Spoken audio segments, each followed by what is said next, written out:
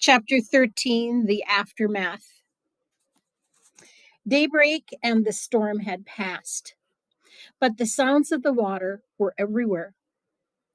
The air was filled with dripping sounds of mountain runoff and the sloshing sounds of flooded streams.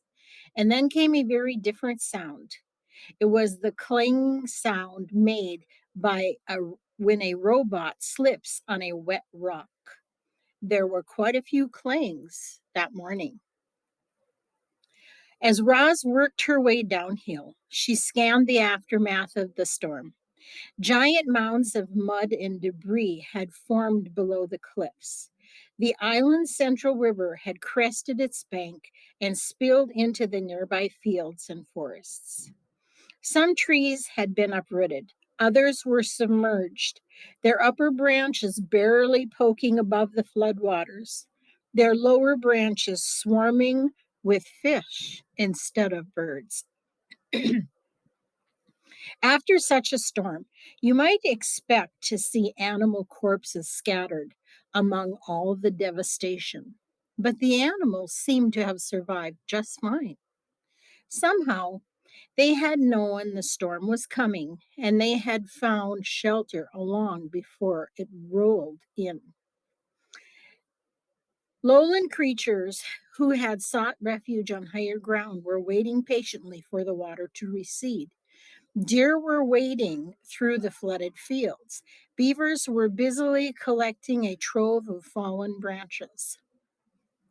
Geese honked in the sky before splashing down into a watery section of the forest. Clearly, the animals were experts at survival. Clearly, the robot was not. Roz was crusted with mud and grit, so she gave herself another good cleaning, but that only revealed her dents and scratches. They were really starting to add up. She hardly resembled the perfect robot who had appeared on the shore just a week earlier. The wilderness was taking a toll on poor Roz. So she felt something like relief when she spotted the quiet hole in the side of the mountain. It looked like a safe place for a robot. She stomped across the hillside and up on the cave and up to the cave, but never stopped to wonder who might be lurking within.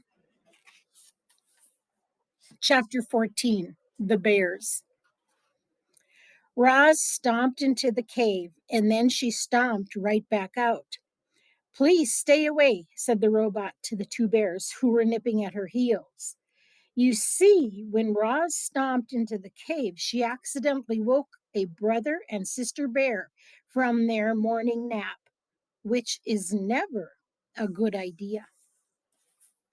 And to make matters worse, bears have an instinct that drives them to attack when a creature runs away, especially if the creature running away is a mysterious, sparkling monster.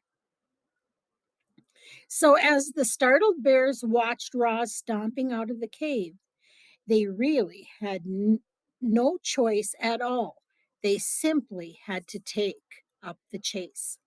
Roz tried her best to outrun the bears. She leaped over rocks and wove through trees and stomped across the mountainside at full speed. But the bears were young and strong and fast, and the robot still had so much to learn about moving through the wilderness. She never even saw the tree root. One moment she was stomping along, and the next moment she was flying through the air and thumping down onto a rotten log. Clumps of soft wood stuck to her side as she stood and faced the attackers. Wouldn't you be afraid if two bears were chasing towards you? Of course you would. Everyone would. Even the robot felt something like fear. Roz was programmed to take care of herself. She was programmed to stay alive. And as the robot watched those bears charging toward her, she knew that her life was in serious danger. The bears slammed into Roz, knocking her against the trunk of a towering tree. Then one bear dove at her legs, and another clawed at her chest. If only the robot had swung her fists or kicked her feet, she would have scared them off. One good bop in the nose would have sent them running. But the robot's programming would not allow her to be violent. Clearly, Roz was not designed to fight bears. Powerful jaws chomped her arms, sharp claws slashed her face, a massive head rammed into her chest. Please stay away, said the robot. Err, said the sister bear.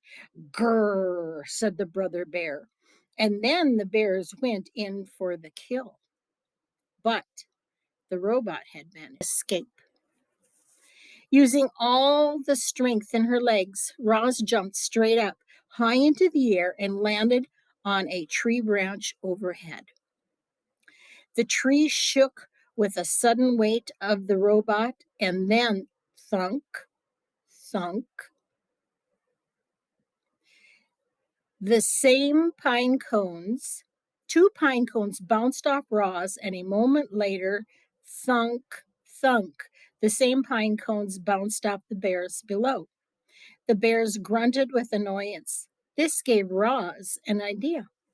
The robot's programming stopped her from being violent, but nothing stopped her from being annoying. So Roz plucked pine cones from the nearby branches and lobbed them down at the bears. Thunk. Each pine cone bounced off its target with annoying accuracy and whipped the young bears into a frenzy. Grrr, said Brother Bear. Roar, said Sister Bear. I do not understand you bears, said the robot.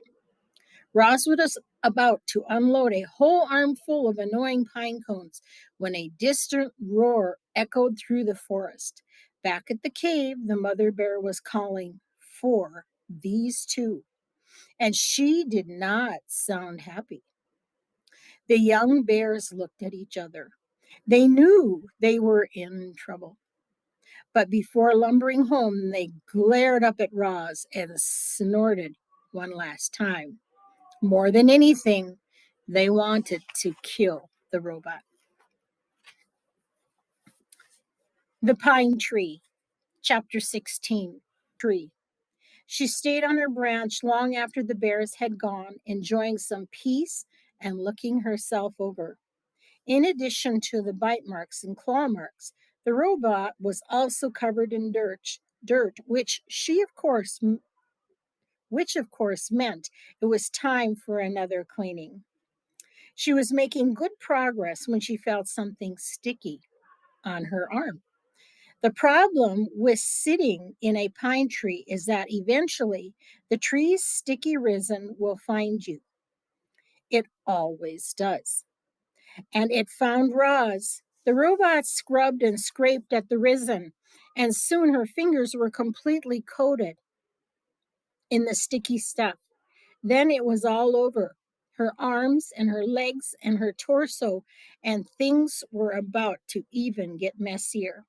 A robin swooped into the tree and began screeching and fluttering around Roz. The bird had recently finished building herself a new nest. It was a little work of art, a delicate basket woven from grass and twigs and feathers, and it was right above the robot's head. Screech, screech, said the robin. I do not understand you, Robin, said the robot. The robin continued screeching and fluttering, and then splat. She splattered her droppings across the robot's face. The bird was serious, so Roz scooted away, farther down, farther out on the branch until she heard a quick, sharp crack. Before Roz knew what was happening, the tree branch snapped under her weight, and she went crashing to the forest floor. She hit the ground hard and lay there as broken branches and pine cones and needles showered down on top of her. There was another splat, and then quiet returned to the forest.